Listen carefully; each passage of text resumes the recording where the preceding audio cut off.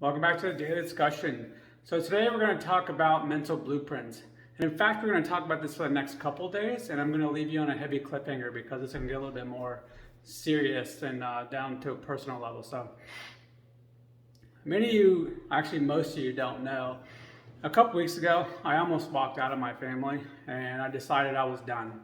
Over the last several years, as my health kind of deteriorated, there's a lot of things I had going on with me mentally and I wasn't dealing with. I just changed the way I was processing things, which is what eventually set me down this path on this kind of journey with this mental coaching stuff. Along those lines, there was some stuff that happened with my wife and my kids and everything that kind of built, and it kind of eventually got to a point where there was a series of things that kind of lined up with what happened with my parents. So, not knowing about mental blueprints, I realized, not necessarily consciously, but subconsciously, I kind of understood the path and the kind of things that were going on with that. The only blueprint I had for how that was going to play out ended in divorce. So, I guess with me not really dealing with it, not approaching it, not heading it head on, I just kind of thought, well, I might as well get ahead of this. I started to kind of put this in my motion in my own head.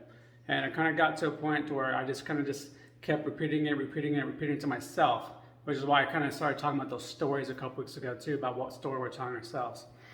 And it got to a point where I just couldn't handle it anymore. So I finally started talking to people, a good friend at work, my brother, and kind of having these conversations, kind of had some breakdowns.